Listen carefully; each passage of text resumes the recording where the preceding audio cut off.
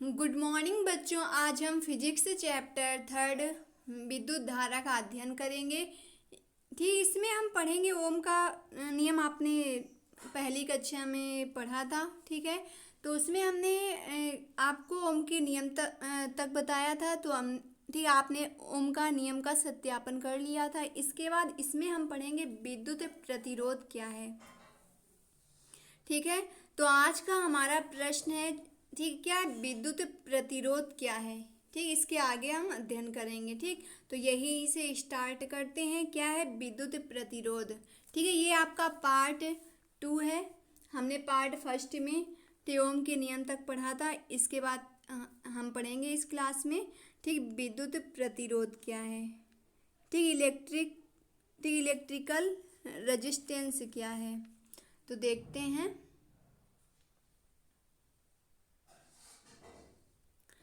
ठीक है, देखेंगे विद्युत प्रतिरोध क्या है। ठीक, तो हम इसको ठीक किस तरह लिखेंगे।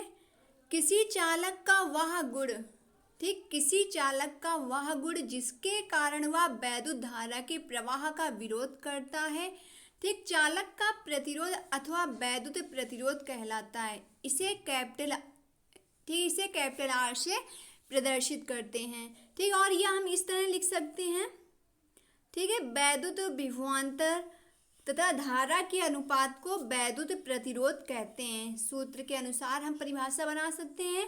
तो अगर हमको अगर ये ना तैयार कर पाए आप, तो आप इतना भी लिख सकते हैं, वैद्युत विभवांतर तथा धारा के अनुपात के बराबर वैद्युत प्रतिरोध होता है। ठीक है, तो इसके बाद हमने सूत्र लिखा है। ठीक है, प्रतिरोध बराबर, ठीक, विभवांतर अपान धारा। ठीक है, और प्रतिरोध को कैपिटल आर से प्रदर्शित करते हैं, विभवांतर को कैपिटल वी से, ठीक है, और धारा को स्मॉल आई से। ठीक, तो ये आपकी परिभाषा हुई। इसका मात्रक अब हम निकालेंगे, तो देखेंगे आगे। सूत्र से मात्रक निकालेंगे तो देखेंगे, लिखेंगे सूत्र कैपिटल आर, ठीक है, कैपिटल आर बराबर वी अपान आई। ठीक है, तो कैपिटल आर इक्वल क्या हो जाएगा, कैपिटल वी, ठीक, अपान स्मॉल आई। यहाँ पर कैपिटल आर आपका प्रतिरोध है, कैपिटल वी आपका विभवांतर है, स्मॉल आई आपका, ठीक, धारा है। तो विभवांतर का मात्रक होता है वोल्ट, धारा का मात्रक होता है एम्पियर। तो हमारा ठीक है, वैद्युत प्रतिरोध का मात्रक आ गया वोल्ट प्रति एम्पियर। ठीक, यहाँ पर यह वैद्युत प्रतिरोध का मात्रक ओम भी होता है, तो हमने लिख दिया यह ओम होता है। ठीक, फिर इसके बाद कुछ मान दिए हैं, तो इनको तैयार करना है आपको। ठीक, क्या है, एक मेगा बराबर, ठीक, एक यम और ठीक ओम का चिन्ह है ये आपका। तो लिखा है एक यम ओम। ठीक, तो एक मेगा ओम बराबर, ठीक, क्या होता है 10⁶ ओम। ठीक है, इसके बाद एक माइक्रो ओम बराबर, तो एक माइक्रो ओम बराबर क्या हो जाएगा, ठीक है, यहाँ पर म्यू, ठीक, ओम का चिन्ह बना है। तो यहाँ पर एक माइक्रो ओम बराबर होता है 10⁻⁻6 ओम। ठीक है, फिर देखेंगे आगे। ठीक, आपको नोट में लिखना है किसी चालक का प्रतिरोध। ठीक है, किसी चालक का प्रतिरोध होता है कैपिटल आर। ठीक, तो चालक का प्रतिरोध लंबाई स्मॉल एल, क्षेत्रफल कैपिटल ए, ताप स्मॉल टी। ठीक, वह ताप आपका थीटा भी होता है। ठीक है, तो क्या कह रहा है, ठीक है, वह चालक के पदार्थ पर निर्भर करता है। ठीक है, तो यहाँ पर ताप व लंबाई बढ़ाने पर, ठीक, यहाँ पर ताप क्या है, टी है। ठीक है, तो यहाँ पर क्या कह रहा है, टी से टेम्परेचर। ठीक है, ताप चालक के पदार्थ पर निर्भर करता है। फिर ताप व लंबाई बढ़ाने पर प्रतिरोध बढ़ता है। ठीक, जब ताप व लंबाई बढ़ेगी तो प्रतिरोध भी क्या होगा, बढ़ेगा। ठीक है, जबकि क्षेत्रफल बढ़ाने पर प्रतिरोध घटता है। ठीक है, जब हम उसका क्षेत्रफल क्या करते हैं, बढ़ाते हैं, तो उसका प्रतिरोध क्या होता है, घटता है। फिर आप हेडिंग डालेंगे प्रतिरोध को प्रभावित करने वाले कारक। तो प्रतिरोध, जो वैद्युत प्रतिरोध निम्न कारकों पर निर्भर करता है। देखेंगे आगे क्या है। ठीक, नंबर 1 लंबाई। तो क्या है, किसी भी चालक तार का प्रतिरोध कैपिटल आर चालक की लंबाई स्मॉल एल के अनुक्रमानुपाती होता है। ठीक है, किसी भी चालक तार का प्रतिरोध कैपिटल आर चालक की लंबाई स्मॉल एल के अनुक्रमानुपाती होता है, अर्थात आर अनुक्रमानुपाती स्मॉल यल। ठीक है, समीकरण फर्स्ट है, चालक की लंबाई में वृद्धि होने पर चालक के प्रतिरोध में भी वृद्धि होती है। ठीक, क्षेत्रफल देखेंगे, किसी भी चालक तार का वैद्युत प्रतिरोध कैपिटल आर चालक के अनुप्रस्थ काट के क्षेत्रफल कैपिटल ए के व्युत्क्रमानुपाती होता है। हम इसको लिख सकते हैं कैपिटल आर अनुक्रमानुपाती small L upon capital A. समीकरण सेकेंड क्या है, क्षेत्रफल में वृद्धि होने पर प्रतिरोध आर कम होता है। तो यही कारण है कि मोटे तार का प्रतिरोध कम, ठीक, वह पतले तार का प्रतिरोध अधिक होता है। ठीक, फिर देखेंगे इसके आगे हेडिंग है प्रतिरोधकता। तो प्रतिरोधकता क्या है, किसी एकांक लंबाई एवं एकांक अनुप्रस्थ काट क्षेत्रफल वाले चालक का प्रतिरोध ही उस चालक की प्रतिरोधकता कहलाता है। ठीक, तो आपको ये लिख लेना है। फिर क्या है, प्रतिरोधकता का यशाई पद्धति में मात्रक ओम इंटू मीटर होता है। ठीक है, तो प्रतिरोधकता का यशाई पद्धति में मात्रक क्या होगा, ओम इंटू मीटर। ठीक है, फिर देखेंगे आगे हम। ठीक, अगली हेडिंग क्या है, पदार्थ की प्रकृति पर। तो क्या है, किसी चालक का प्रतिरोध उसकी प्रकृति पर भी निर्भर करता है। जैसे धातुओं और मिश्र धातुओं का प्रतिरोध बहुत कम होता है।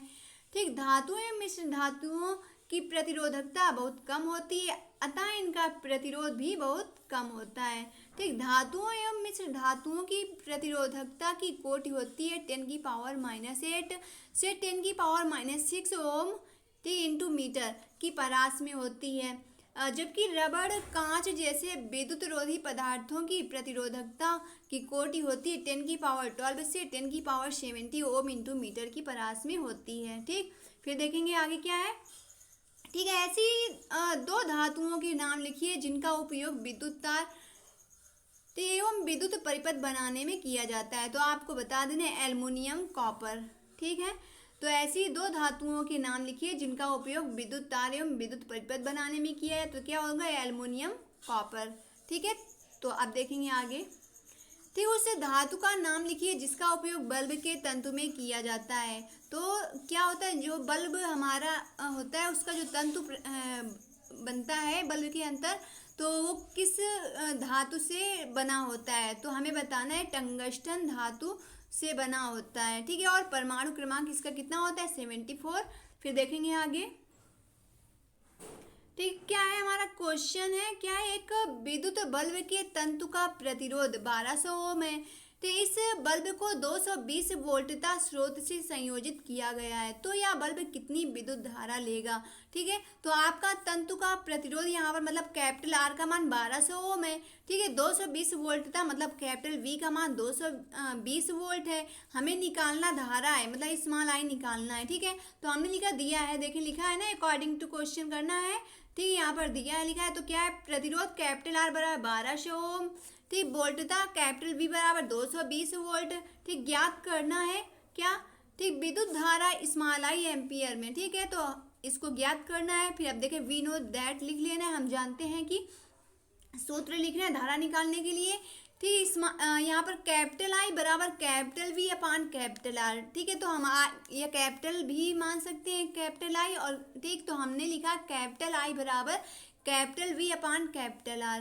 ठीक है, तो आई बराबर कैपिटल वी का मान कितना 220 है, अपान कैपिटल आर का मान 1200 है।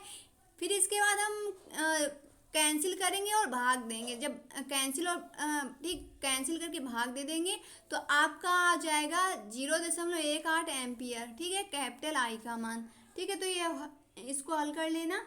फिर देखेंगे आगे क्या है, प्रतिरोधकों के निकाय प्रतिरोध का प्रतिरोध। ठीक है, तो देखें क्या इसमें है, प्रतिरोधों को परस्पर संयोजित करके निकाय बनाया जाता है। प्रतिरोधों को दो प्रकार से जोड़ा जा सकता है, एक श्रेणी क्रम संयोजन है, एक दूसरा क्या है, समांतर क्रम संयोजन। तो ये आपका डेरिवेशन है। तो पहली हेडिंग क्या है, श्रेणी क्रम संयोजन। तो इसको देखते हैं। ठीक, डेरिवेशन है आपका क्या है, प्रतिरोधों का ऐसा निकाय जिसमें प्रतिरोधों को इस प्रकार जोड़ा जाए कि प्रथम प्रतिरोध का पहला सिरा बैटरी के पहले टर्मिनल से तथा दूसरा सिरा दूसरे प्रतिरोध के पहले सिरे से तथा दूसरे प्रतिरोध का दूसरा सिरा तीसरे प्रतिरोध के पहले सिरे से। ठीक, इसी प्रकार यन प्रतिरोधों को इस प्रकार जोड़ा जा सकता है कि NW प्रतिरोध के दूसरे सिरे को बैटरी के दूसरे टर्मिनल से जोड़कर परिपथ तैयार किया जाता है। ठीक है, तो ये हो गया। इसमें देखिए क्या है, श्रेणी क्रम संयोजन में प्रत्येक प्रतिरोध में प्रवाहित धारा तो एक समान होती है। ठीक, क्या कह रहा है कि श्रेणी क्रम संयोजन में प्रत्येक प्रतिरोध में, ठीक है, यहाँ पर जितने प्रतिरोध दिए होंगे उसमें धारा क्या होगी, समान होगी। प्रवाहित धारा तो एक समान होती है, लेकिन विभवांतर का मान बदल जाता है। विभवांतर एक समान नहीं होता है, क्या होता है, विभवांतर का मान बदल जाता है। ठीक है, तो धारा एक समान रहेगी और क्या होगा, विभवांतर का मान यहाँ पर बदल जाएगा। ठीक है, तो हम लिखेंगे माना, ठीक, यहाँ पर व्युत्पत्ति आपको डाल लेना है, फिर लिखना है माना तीन प्रतिरोधों को श्रेणी क्रम में। ठीक, तीन प्रतिरोध क्या हो सकते हैं, R1, R2, R3। ठीक, तो क्या करेंगे, माना तीन प्रतिरोधों को श्रेणी क्रम में। ठीक, अब ये चित्र आपका बना है, चित्र में आप देखेंगे कि तीन प्रतिरोध हैं और तीन प्रतिरोध में ठीक विभवांतर का मान बदल बदल के है। तो यहाँ पर और धारा एक समान तीनों में बह रही है। ठीक है, तो यहाँ पर देखेंगे एक परिपथ दिया हुआ है AB, ठीक, CD, अच्छा AB केवल दिया है। ठीक है, तो यहाँ पर आपका ये परिपथ दिया है AB। ठीक है, और यहाँ पर इसमें हम देखेंगे कि यहाँ पर तीन प्रतिरोध दिए हुए हैं, capital R1, capital R2, capital R3। ठीक है, तो ये आपके प्रतिरोध हैं और प्रतिरोध में क्या हो रहा है कि धारा एक समान बह रही है। कैपिटल I आपको दिख रहा है, तो तीनों में क्या हो रहा है कि धारा एक समान कैपिटल I बह रही है। ठीक है, फिर क्या हो रहा है कि तीनों में जो विभवांतर का मान क्या होता है, बदल जाता है। तो देखिए यहाँ पर R1 में V1 है, तो R2 में V2 है विभवांतर और R3 में V3 है विभवांतर। ठीक है, तो यहाँ पर जो प्लस और माइनस है, ठीक, ये आपका क्या है, सेल है। ठीक है, और ये पूरा आपका क्या है, परिपथ है एक। ठीक, तो हम इसमें लिखेंगे क्या, ठीक है, हमें कैपिटल V ज्ञात करना है। ठीक है, यहाँ पर, ठीक, तो हमें क्या करना है, लिखना है माना। ठीक है, तो यहाँ पर हमें प्रतिरोध निकालना है। ठीक है, तो हम देखेंगे लिखेंगे माना तीन प्रतिरोधों को श्रेणी क्रम में, ठीक है, आगे संयोजित किया गया है जिनका प्रतिरोध R1, R2 तथा R3 है। ठीक है, तो ठीक, माना प्रवाहित धारा का मान कैपिटल I है। ठीक, अतः प्रतिरोधों के सिरों पर उत्पन्न विभवांतर प्रथम प्रतिरोध के सिरों पर उत्पन्न विभवांतर। ठीक है, तो क्या है प्रथम प्रतिरोध के लिए, तो हमें लिखना है V1 इक्वल IR1। तो ये जो 1 है ये सफिक्स में है, ठीक, आपको सफिक्स में ही कर लेना है। ठीक, तो V1 इक्वल IR1। फिर क्या है, इसी प्रकार दूसरे व तीसरे प्रतिरोध के सिरों पर उत्पन्न विभवांतर। ठीक, V2 इक्वल IR2, V3 बराबर IR3। ठीक है, तो कैपिटल I इसलिए नियत है क्योंकि श्रेणी क्रम में सभी प्रतिरोधों में एक समान धारा प्रवाहित होती है। ठीक है, तो हमें लिखना है तीनों प्रतिरोधों के सिरों पर उत्पन्न विभवांतर बैटरी के विभवांतर के तुल्य होगा। ठीक है,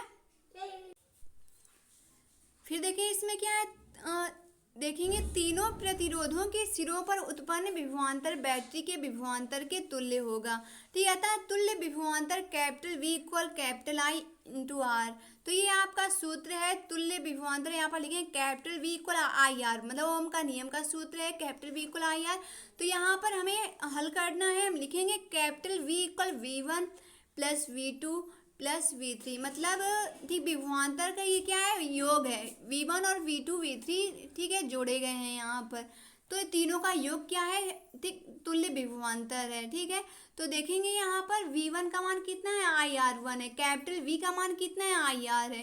ठीक, V2 का मान कितना है, तो IR2 है, V3 का मान कितना है, IR3 है। तो हमने लिखा उपरोक्त मान रखने पर। ठीक है, ठीक है, या हम लिख सकते हैं capital V V1 V2 V3 का मान, इसको समीकरण फर्स्ट मान लें, लिख लें समीकरण फर्स्ट में रखने पर, तो ये भाषा हम लिख सकते हैं इस तरह। फिर देखेंगे आगे हम इसमें हमने मान रख दिया, तो V का मान रखा IR, ठीक, बराबर V1 का मान रखा IR1 प्लस V2 का मान IR2 प्लस V3 का मान IR3। ठीक, अब इसके बाद देखेंगे हम तीनों उस पक्ष में जहाँ IR1 प्लस IR2 IR3 दिया है। ठीक है, तो इससे हमें I कॉमन करना है, तो हमने लिखा IR बराबर, ठीक, I कॉमन कर लिया, कोष्टक के अंदर क्या बचा, R1 plus R2 plus R3। ठीक है, इतना बचेगा। अब दोनों पक्षों में हमें कुछ समान दिख रहा है, क्या दिख रहा है, कैपिटल I और कैपिटल I। तो कैपिटल I से कैपिटल, ठीक, कैपिटल I से कैपिटल I कैंसिल, फिर क्या बचेगा, हमारा बचा कैपिटल R बराबर R1 plus R2 plus R3। तो हमें लिख लेना, अतः स्पष्ट है कि प्रतिरोधों के श्रेणी क्रम में तुल्य प्रतिरोध का मान सभी प्रतिरोधों का योग होता है। यदि प्रतिरोध n होते तब क्या आता, तब हम लिखते हैं कैपिटल R बराबर ठीक R1 plus R2 plus R3 ठीक डॉट डॉट डॉट ठीक RN। ठीक है, तो ये हो जाएगा। इसके बाद हमारा ये आपका ठीक है, जहाँ पर कैपिटल R बराबर R1 plus R2 plus R3 आए, इसको ब्रैकेट में बंद कर लेंगे। ठीक है, तो ये हमारा डेरिवेशन हो गया किसका, श्रेणी क्रम का संयोजन। अब देखेंगे समांतर क्रम का। ठीक है, अब इसके बाद सवाल दिया है तो इसी से संबंधित है, तो देख लेते हैं श्रेणी क्रम। ठीक है, तो क्या है क्वेश्चन, कह रहा है 2 ओम के 2 प्रतिरोध श्रेणी क्रम में संयोजित किए गए हैं। ठीक है, 2 ओम के 2 प्रतिरोध श्रेणी क्रम में संयोजित किए गए हैं। संयोजन का तुल्य प्रतिरोध क्या होगा, तो R1 का मान भी 2 ओम है और R2 का मान भी क्या है 2 ओम है। तो हमें हल करना है। हल करने के लिए हम सूत्र लगाएंगे। सूत्र आपका क्या है, श्रेणी क्रम का कैपिटल R बराबर ठीक 2 प्रतिरोध के लिए लगाना है, तो हमें लिखना है तुल्य प्रतिरोध कैपिटल R बराबर क्वेश्चन मार्क।